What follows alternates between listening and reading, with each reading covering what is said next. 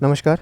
तो आज के सेशन में हम यहाँ पर इलाहाबाद विश्वविद्यालय और साथ ही साथ में एफिलिएटेड कॉलेज की जो संबंधित न्यूज़ आए हैं उसको देखने का प्रयास करेंगे। साथ ही साथ में कुछ आपके डाउट जो कि आपके कमेंट बॉक्स के माध्यम से या फिर इंस्टाग्राम पे मैसेज के माध्यम से पूछे गए हैं उनको भी समझने का प्रयास करेंगे।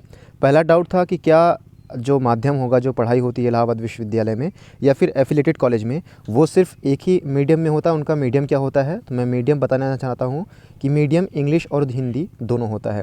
यानी जो आपको प्रोफेसर वहाँ पे पढ़ाएंगे, यानी इलाहाबाद विश्वविद्यालय के मेन कैंपस में प्लस एफिलिएटेड कॉलेज में जो भी प्रोफेसर पढ़ाएंगे आपको, वो पढ़ाई आपको इंग्लिश में भी होगी और हिंदी में भी होगी। तो पहला डाउट ये आपको क्लियर कर लेना है, तो कोई दिक्कत वाली बात नहीं है सीबीएसई बोर्ड वालों के लिए। दूसरी बात ये है कि क्या क्लास करना मैंडेटरी है? तो क्लास करना मैंडेटरी बिल्कुल नहीं है। आपका मन आता है जब मन चाहिए, ठीक है। देखिए, एक टाइमिंग होता है, तो टाइमिंग के हिसाब से भी आपको क्लास में जो है जाना पड़ेगा, ठीक है। टाइम टेबल जो है आपको क्लास के जो है जो वहाँ पे चिपकाया रहता है, तो वहाँ पे आप उसको देख सकते हैं। बाकी आप कॉलेज में जाकर काफ़ी कुछ चीज़ें आपको पता चल जाएंगी। इसके साथ ही साथ में देखिए, जो आपका आईडी कार्ड बनता है, वो आईडी कार्ड आपके एडमिशन होने के बाद में जो मेन कैंपस में वो बीचों बीच में एक है, ठीक है। तो उसको वहाँ पर जब आप जाएंगे तो वहाँ पर आपका आईडी कार्ड मिल जाएगा। बाकी आप एफिलिएटेड कॉलेज में भी एक अलग से जो है ऑफिस होता है जिसमें एडमिट कार्ड आपका वितरण किया जाता है। एडमिट कार्ड आपका किसके बेसिस पे दिया जाएगा? तो जो आपका एडमिट कार्ड आईडी कार्ड जो है आपका एडमिट कार्ड के बेसिस पे आपको दिया जाएगा, ठीक है। इस चीज़ का आपको यहाँ पे ध्यान रखना है। इसके साथ ही साथ जैसे आपको पता होगा कि 24 नवंबर से जो है वो प्रक्रिया स्टार्ट हो चुकी है। तो इसके माध्यम से हम कुछ चीज़ें समझने का प्रयास करेंगे कि कितनी सीटें अभी बाकी है, क्या क्या प्रोसेस होता है। साथ ही साथ में बीएड के लेकर भी काफ़ी सारे कन्फ्यूज़न हो गए थे। तो बीएड का मैं बता दूं कि बीएड की जो है रिज़ल्ट अभी नहीं आया है। अगर आएगा तो आपको चेक करते रहना है एसएस खन्ना, ठीक है। जो तमाम प्रकार के जो कॉलेजेस हैं, 2-3 कॉलेजेस, ठीक है। स्पेशली गर्ल्स इसमें काफ़ी सारा परेशान हो रही है, तो उसको चिंता करने की आप दिक्कत नहीं है। थोड़ा सा विजिट करते रहिए, और इसकी प्रक्रिया जो है ऑफलाइन ज़्यादा होती, तो उस पर थोड़ा सा आप कॉलेज वाले से संपर्क बना के रखिए। जो उनका एक ऑफिशियल साइट पर जो नंबर दिया रहता है उस पर आप कॉन्टैक्ट कर सकते हैं। तो मैं बता दूं कि 24 नवंबर को जो है जो काउंसलिंग में बुलाया गया, तो उसमें काफ़ी कम लड़के आए थे, क्योंकि उसमें जो कट ऑफ थी काफ़ी हाई थी, ठीक है। कुछ ही बच्चे यहाँ पर आए थे। 25 नवंबर के दिन में क्या चीज़ें थी उसको हम समझने का अगर प्रयास करें, तो बीएससी बायो की मैं बात करूँ काउंसलिंग की, तो बीएससी बायो में जो है 25 नवंबर को बुलाया गया है बीएससी बायो के स्टूडेंट को। और ओबीसी की कैटेगरी की जो कट ऑफ इसमें गई है 164 गई है, काफ़ी कम कट ऑफ गई है, ठीक है। इसका मतलब अभी जल्द ही गिरती ये 2-3 कट ऑफ में वापस आ जाएगी, 140 के अप्रॉक्सीमेटली, उसके नीचे भी आ सकती है, ठीक है। तो ओबीसी के लिए ये कट ऑफ निर्धारित किया गया है। वहीं मेन कैंपस में बीकॉम के लिए बात करूँ, तो बीकॉम के लिए क्या है, तो बीकॉम को जो है 25 नवंबर के लिए काउंसलिंग के लिए बुलाया गया है। 25 नवंबर के लिए काउंसलिंग में यहाँ पे बताया गया है कि दो काउंसलिंग की जो अनरिजर्व्ड कैटेगरी के हैं 172 गया है या फिर उससे अधिक, और एसटी सभी कैंडिडेट को बुला लिया गया है। एसटी कैंडिडेट के लिए जो कट ऑफ गई है वो 78 गई है, ठीक है। इसको आप यहाँ पे ध्यान रखिएगा। वहीं बीएलएलबी की बात करूँ, तो बीएलएलबी की क्या कट ऑफ यहाँ पे है या फिर क्या चीज़ें बताई गई हैं। देखिए, इलाहाबाद विश्वविद्यालय में जो है टोटल जो है सीटें इसकी हैं 450 सीट हैं, ठीक है।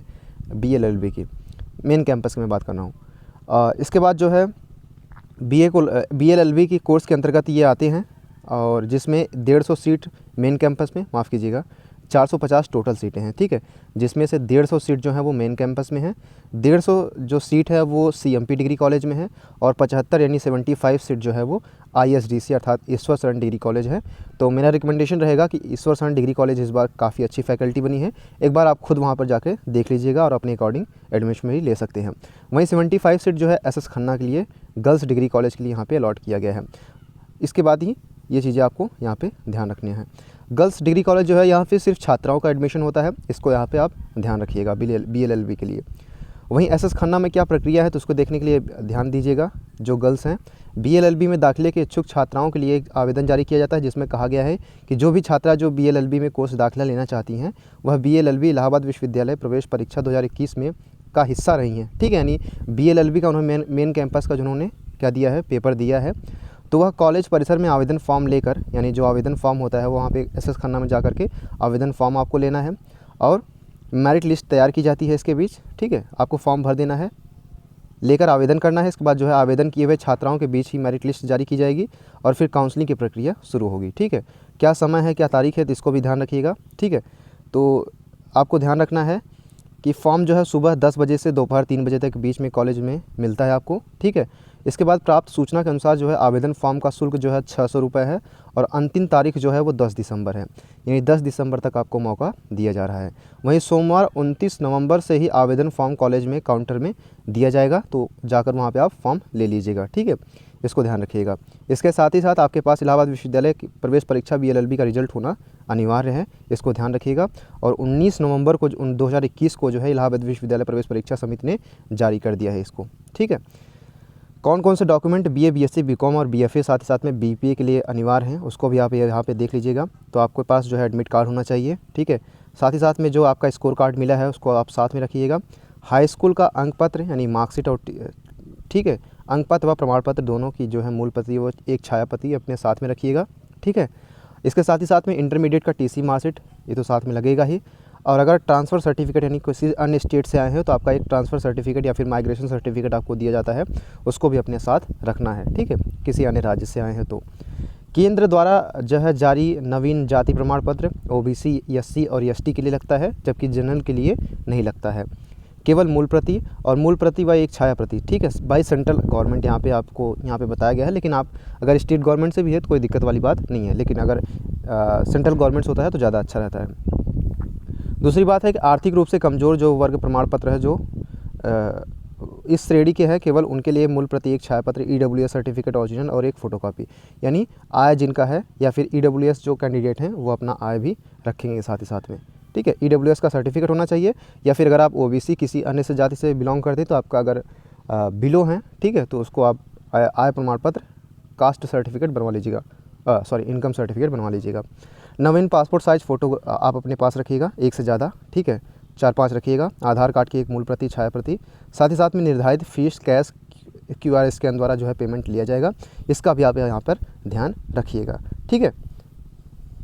अब देखिए जो कट ऑफ जारी की जा रही है, तो कट ऑफ के बेसिस पे आप एडमिशन जो है वो प्रवेश भवन में होगा, ठीक है, ऑफलाइन प्रवेश भवन में होगा।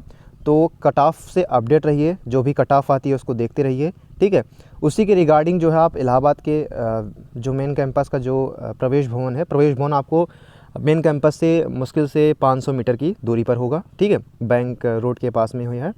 इसके बाद वहाँ से आपको जाना है, सारे डॉक्यूमेंट आपको वहाँ पर लेके जाना है, तो सभी डॉक्यूमेंट आपको वहाँ पर लेके जाना है, ठीक है। वहाँ पे क्या होता है कि BA BSc BCom इस तरीके से काउंटर बने रहते हैं। गर्ल्स और बॉयज़ के लिए अलग अलग जो है काउंटर होते हैं, लाइन लगती है। आपको सभी डॉक्यूमेंट अपने सारे लेके जाने हैं। फिर इसके बाद आपको पूछेंगे, ठीक है। इसके बाद आपको सब्जेक्ट चॉइसिंग के रिगार्डिंग जो है वो बताएंगे कि आपको ये सब्जेक्ट मिलता है तो इसमें कौन सा कॉम्बिनेशन आप लेना पसंद करेंगे, ठीक है। अगर आपको सही कॉम्बिनेशन मिलता है तभी लीजिएगा, ठीक है। या फिर अदरवाइज़ अगर आपको कुछ चीज़ें समझ में नहीं आती है तो वहाँ पर कई छात्र नेता या फिर कोई आपसे जो सीनियर्स हैं वहाँ पर आप घूमते रहते हैं, तो डेफिनेटली आप उनकी मदद ले सकते हैं, ठीक है। और मैं ये भी रिकमेंड देता हूँ कि अगर आपको समझ में नहीं आता तो आप पूछ लीजिए, ठीक है, कोई किसी से पूछ लीजिए तो वो ज़्यादा बेटर होता है कि अपने मन से करना। दूसरी चीज़ क्या है कि सब्जेक्ट कॉम्बिनेशन में कई बार दिक्कत आती है, तो सब्जेक्ट कॉम्बिनेशन बड़ा ध्यान से चुनिएगा, ठीक है। कई बार क्या होता है कि 2 सब्जेक्ट तो हमारे मन के होते हैं, तीसरा सब्जेक्ट में अजीब तरीके से दे दिया जाता है, तो उसको थोड़ा सा ध्यान रखिएगा। बाकी एक बार ध्यान रखिएगा कि जैसे BA में जो होता है अंडर ग्रेजुएट जो BA का होता है उसमें 3rd ईयर में आपको एक सब्जेक्ट छोड़ना होता है, ठीक है। तो इसको अभी आप यहाँ पे अगर कोई एक सब्जेक्ट वैसा मिल जाता है तो आप ले लीजिएगा, कोई दिक्कत वाली बात नहीं है। लेकिन कोशिश कीजिएगा कि सब्जेक्ट कॉम्बिनेशन आपको मिले, क्योंकि आप की जो रैंक है, जो नंबर है वो काफ़ी ऊंचा है, तो उसमें दिक्कत वाली बात नहीं है। अब साथ ही साथ मैं बात करूँ कि जिनका कम नंबर है यानी 60+ है, वो काफ़ी यहाँ पर जो है काफ़ी सारे जो है चिंताएं हैं कि किस तरीके से एडमिशन होगा, तो काफ़ी अभी कम जाएगा। 60+ मैं यहाँ पे एक एक्यूरेसी मान के चलता हूँ, लेकिन अब इसके नीचे भी कट ऑफ आता है, जैसे BSc मैथ का या फिर BSc बायो का, इसके नीचे भी कट ऑफ आ जाता है, कई बार 50, ठीक है, 50 तक आ जाता है, 43 तक इवन आया है, तो इसमें ध्यान मत रखिएगा, ठीक है, इसका ध्यान मत रखिएगा, बड़े आसानी से आपका एडमिशन हो जाएगा।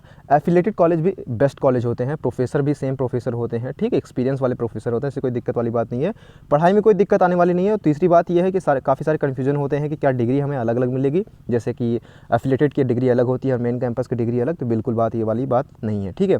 आपको मेन कैंपस की डिग्री दी जाएगी और एफिलेटेड कॉलेज में, तो कोई भी बंदा सामने से देखकर ये नहीं बता सकता कि ये एफिलेटेड कॉलेज की डिग्री है और ये मेन कैंपस की। तो ये सब चीज़ें थी जो कि आपको बतानी बहुत ज़रूरी थी।